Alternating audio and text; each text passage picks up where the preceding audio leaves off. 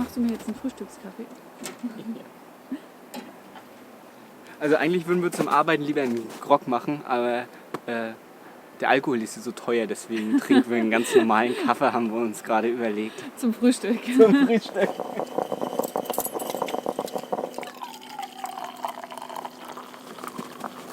Ja, wir machen gerade einmal Wartung. Wir sind jetzt 2500 Kilometer gefahren und jetzt gehe ich halt einmal durch, Ölstand kontrollieren, Antriebe abfetten und alles, was halt so angefallen ist und ob alles in Ordnung ist. Öl hat er bisher nicht verloren. Also als wir losgefahren sind, hatte ich ihn genau bis Maximumstrich voll gemacht und da steht er jetzt immer noch. Also ist ein ganz gutes Zeichen. Wenn wir mit dem Fahrzeug durch sind, werden wir uns auch mal die Heizung angucken, ob da alles in Ordnung ist. Vielleicht mal ein bisschen sauber machen, weil die ist ja hier schon wichtig. Heute ist zwar der erste Tag mal mit Plusgrade, wir haben die auch mal ausgemacht. Aber ansonsten lief die halt jetzt einen Monat komplett durch. Und wir haben im Schnitt, haben wir mal so durchgerechnet, haben wir 4 Liter am Tag verbraucht. Also so aber für Kochen, also wir kochen ja auch mit Diesel, für Kochen und für Heizen brauchen wir so circa. Hängt natürlich immer ein bisschen von der Temperatur ab und sowas, aber so Schnitt in 4 Liter am Tag.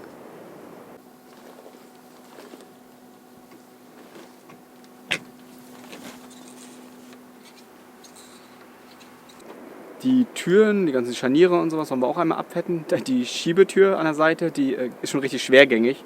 Aber wir hatten das Öl soweit untergemüllt, deswegen hatten wir da mal keine Lust zu. Und wenn wir jetzt Wartung machen, machen wir alles gleich einmal fertig. Was auch noch war, was ich vorhin noch repariert hatte, im Sturm mal, beim Türaufmachen ist mir die aus der Hand gerutscht und ist so schön weit nach vorne gegangen. Da ist das hier drinne, ist das verbogen und habe ich halt ein Holzstück zwischengeklemmt und habe es wieder gerade gebogen, damit das wieder funktioniert, weil das knackte immer richtig und beim Türaufmachen. So, wir füllen einmal Frostschutz auf für die Druckluftanlage, ist halt für die Bremse. Also es gibt halt verschiedene Systeme, es gibt ja einmal so ein Lufttrocknersystem und einmal halt dieses mit Alkohol.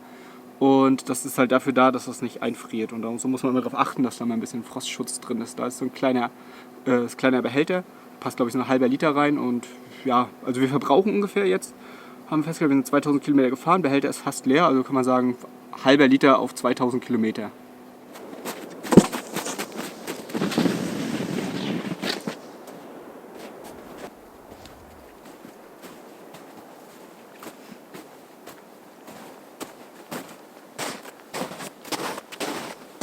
So, wir sind jetzt im Norden von Svolvær, so heißt das, ne? Svolvær, ja. Svolvær, genau.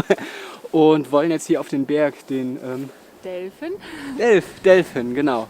Und wir haben jetzt die Spuren gerade gesehen, wir müssen uns die mal genauer angucken, was das sein kann. Wir haben so Verdacht, das könnte vielleicht ein Luchs sein. Ja, also es könnte jetzt ein Hund, ein Wolf oder ein Luchs sein, aber so genau kann man das nicht sagen, weil die Spuren jetzt nicht so eindeutig sind.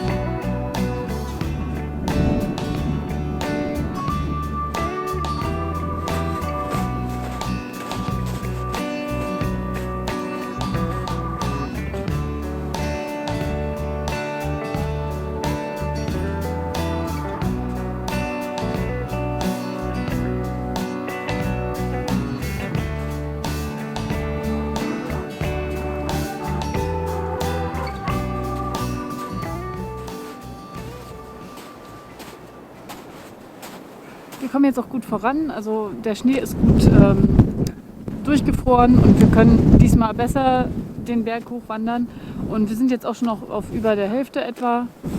Wo man aber ein bisschen doll aufpassen muss, also der Weg ist ziemlich schwierig zu finden und das ist ja alles vollgeschneit, so im Schnitt, sag ich mal, sind so halber Meter Schnee, aber stellenweise, wo dann so Nadelgehölz ist, ist das so alles eingeschneit, so eine dünne Schneeschicht drauf, da tritt man drauf und bricht erstmal bis zur Hüfte immer ein. Da muss man halt doll aufpassen, aber ansonsten ist das eigentlich alles ganz locker zu machen hier.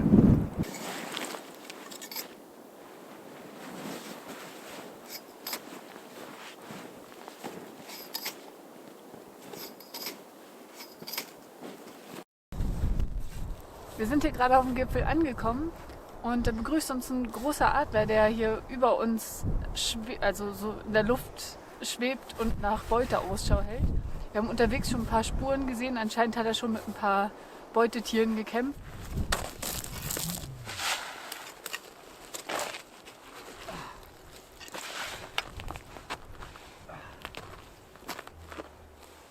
Oben angekommen. Das letzte Ende war doch ein bisschen beschwerlicher als gedacht. Aber wir haben es geschafft. Eigentlich haben wir auch gehofft, dass die Sicht ein bisschen besser wird, also dass es ein bisschen aufklart, aber leider ist es immer noch ein bisschen diesig und es schneit immer ein bisschen und deshalb kann man nicht alles schön sehen, aber es ist trotzdem wundervoll.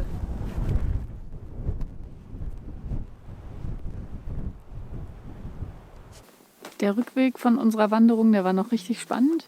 Allerdings konnten wir den nicht filmen, weil unser Akku von der Actioncam bei Minusgraden immer so ein bisschen schlapp macht. Und wir konnten das leider nicht filmen, aber wir mussten durch so eine Schlucht nach unten klettern. Das war recht steil und auch sehr abenteuerlich. Die ganze Strecke war auch gar nicht so lang. Wir haben, ich glaube, 4 Stunden gebraucht für knapp 4 Kilometer.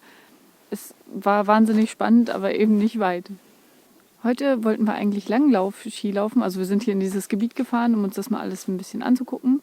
Und stehen jetzt hier auf einem Parkplatz vor einer steileren Wand und hier sind ganz viele Eiskletterer.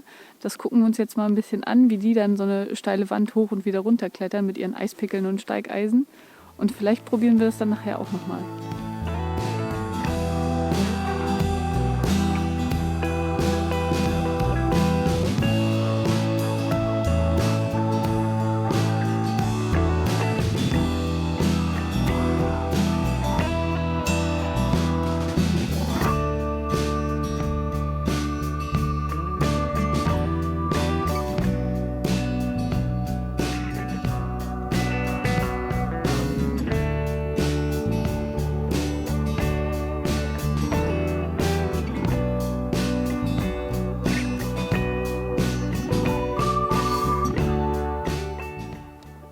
Wir sind jetzt mittlerweile schon ungefähr eine Woche hier so im Gebiet oder im Bereich von Svolvær und stehen jetzt hier auf diesem Parkplatz jetzt 2 Tage und haben so ein bisschen Langlauf geübt. Also wir haben ja gerade damit angefangen und macht Spaß. Also ist ganz cool, ist eine gute Alternative zum Wandern.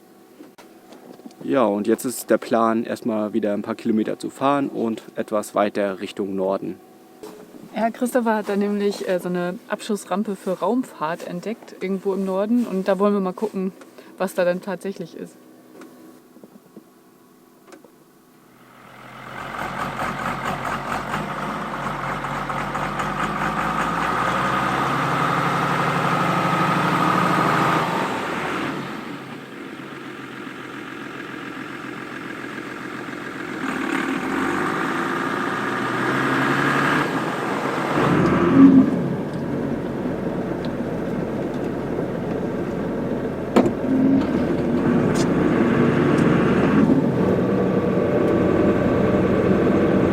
Gerade ein bisschen ungünstig in den Straßengraben gerutscht, als wir gebremst haben. Passiert, aber ja, wir haben jetzt aus Svolvær so einen Truckservice gerufen und ich glaube in einer Viertelstunde sollte der hier sein und hilft uns hoffentlich. Wir versuchen es so lange mal selber noch, aber ja, wir stehen doch ganz schön schief. Ich glaube, da kommen wir nicht raus in so einen kleinen Graben rein.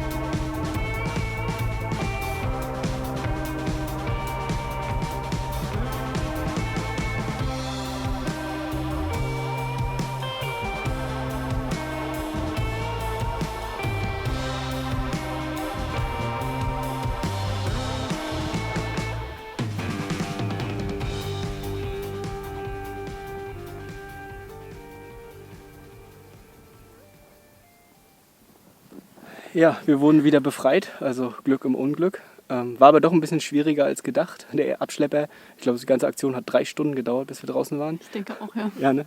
Da kam halt dann der Schneeflug noch, hat die Straße geräumt, weil der Abschlepper halt auch immer weggerutscht ist. Der hat zwar die Stützen ausgefahren, aber hat dann die Winde angeschmissen. Wir haben versucht mitzufahren und trotzdem haben wir den Abschlepper immer wieder rübergezogen. Und dann hat der Schneeflug das halt alles frei gemacht und dann mit Umlenker und allem drum und dran. Und dann sind wir nachher letztendlich rausgekommen. Ja, wir dachten ja erst, dass wir in den Graben gerutscht sind, aber wir haben uns das nachher genau angeguckt. Das Problem war eigentlich, da war eine geschlossene Schneedecke und dadurch hat man nicht genau gesehen, wo die Straße lang führt. Und wir sind eigentlich 1 Meter neben der Straße gefahren. Das war halt das Problem. Und unter dem Gewicht des Autos ist halt der Rand abgesackt und da konnten wir eigentlich auch nicht mehr viel machen. Und dann sind wir halt immer weiter nach rechts reingerutscht.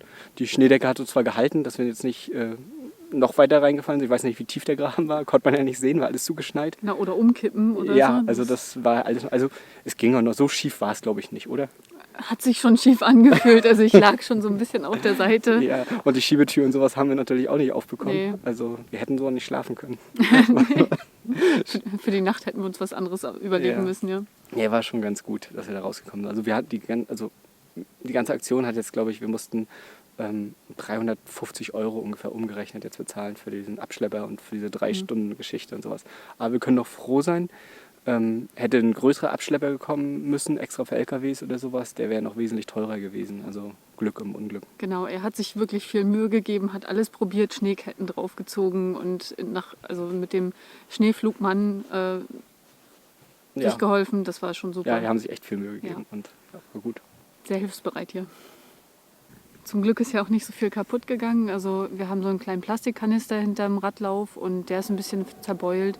Der Radlauf selbst, also der Schutz ist auch ein bisschen verbeult, aber den haben wir schon wieder gerade gebogen und deshalb geht das eigentlich. Und vorne der Scheinwerfer hat einen kleinen Knacks abgekriegt und da schauen wir dann auch mal, ob wir Ersatz dafür bekommen.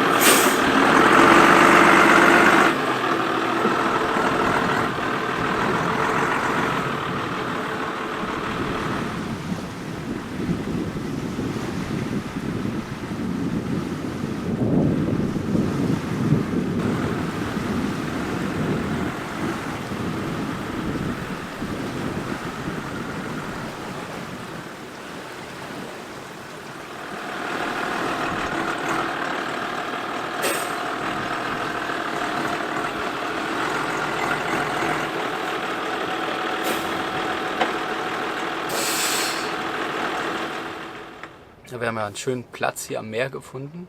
So bei Tageslicht war das auch alles ganz hübsch. Also hübsch ist es jetzt immer noch. Nur wir sind gerade etwas beunruhigt, weil die Flut jetzt noch bis zur Spitze 2 Stunden dauert und das Wasser schon ziemlich dicht ist und der Wind hier auch raufdrückt. Deswegen sind wir gerade am Überlegen, ob wir nochmal 100 Meter weiter die Straße rauffahren und uns dann lieber dahin stellen, bevor wir hier noch nasse Füße bekommen. Wir sind dann gestern doch noch hier stehen geblieben. Zwar ein bisschen schlecht geschlafen, aber wir haben noch im Internet geguckt, wann Höhepunkt der Flut ist und wann Sturmflut ist und sowas. Und die ist erst irgendwie heute Mittag. Und ja, dann soll es jetzt nochmal, ich glaube, 40 cm höher sein als die letzte Nacht. Und ja, deswegen werden wir uns jetzt mal einen neuen Platz suchen, weil hier schlafen wir dann doch ein bisschen unruhig. Vielleicht, ja. Ja.